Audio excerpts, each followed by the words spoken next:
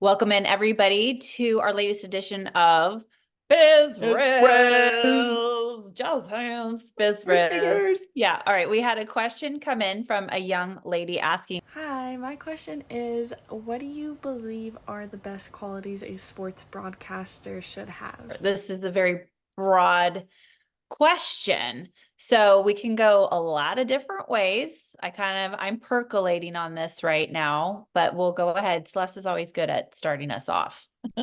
All right, Amy. I think I'll take it through the lens of doing play-by-play or analyst work. Okay. And, I feel like as an analyst and a play-by-play person, and I just started this past year, right? You sure did. You have to get your research organized. I always thought, Amy, and I learned, so much from you. I learned so much from my husband, Dennis.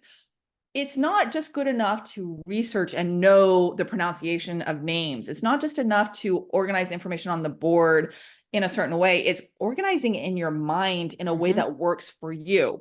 So, my husband has these boards and he's like, you do this, you do that. I worked with my partner, Don. He's like, no, do this, do that. And finally, I had to just take those reins, and you and I talked and you're like, do you organize it in a way that works for you? And, again, there's certain things, of course, the pronunciations, the stats, you want to get them all in there. But when you're in front of that camera or you're watching that game, everything in the beginning, for me, especially right now, is moving so quickly. So I'm referring back to those boards all of the time. And my biggest struggle has been where to find that information. It took a while to figure out how to organize that. So that, from that umbrella, I can say that's probably the best qualities you need is really to figure out how do you and organize that information. So Amy, I know you got a different spin on this. What do you think are some better qualities? I mean, there's so many different things going through my brain as to what qualifies as a sports broadcaster and then what within that makes you successful, right? And so I'm going to hit a couple of different things quickly. One is appearance. So really, really important in my world, for me personally, and it's something I teach at Sonoma State. What you wear sets the tone for your performance, whether you're giving a speech in my class or you're going on camera. It changes for everyone and it's subjective for everyone. I can only speak to myself as to I needed at Oracle Park, which was the coldest place on the planet at times during games, to be as comfortable as possible. It's windy, it's misty. So elements play a role in how successful you can be in your performance. So if you're wearing a spring dress with stilettos, do you look nice? Yes. But also, do you look stupid? Yes, Yes. because it's freezing and the skirt's going to blow up and everybody's going to see what you don't need them to see. And you can't perform when you're physically uncomfortable. So that would be my number one thing is dress the part for the role you have as a sports broadcaster, wherever that is, whatever sport that is. If you're in a basketball arena, you're going to wear something different than if you're covering football in December back east. Okay.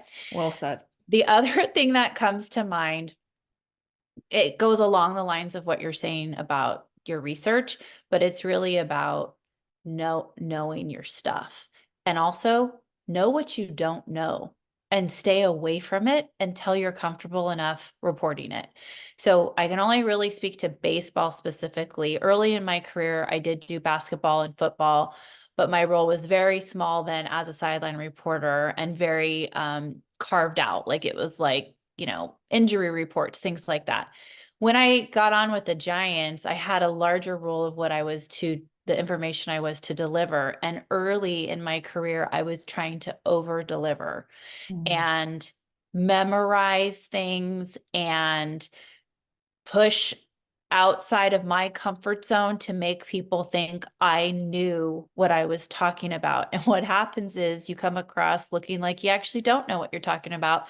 One, because you've memorized it and people can spot that a million miles away, especially if you lose your place and you do one of these, you're looking up for the information in your head.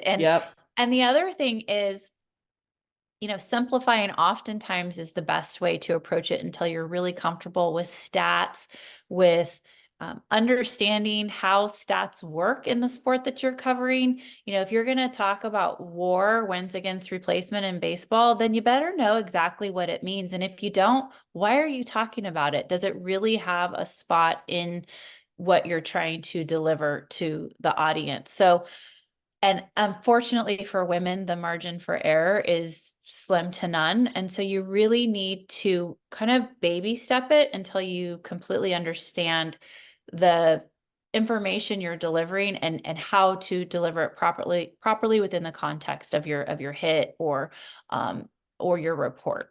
So those are the things that come to mind to me is appearance. And then, you know, KISS, keep it. We used to say, keep it simple, stupid. And I think you get canceled now if you say that. So it's keep it simple, sweetie, and go simple. You know, you don't get a whole lot of time on air. So make it count, make it simple, make it understandable until you get to a comfort level of delivering more information.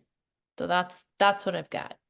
I always learn from you. I think, you know, Yeah. hey, this is so great for other people, but I'm learning from you every time. I love this Biz There Rizz you go. session. Celeste, keep it simple, sweetie. Thank you. All right. I We'll will. give the kiss to everyone. And all of you keep it simple by watching us on all platforms. Our handle is @GirlGig Podcast. We'll see you Biz next Rizz. time. Bye, everybody.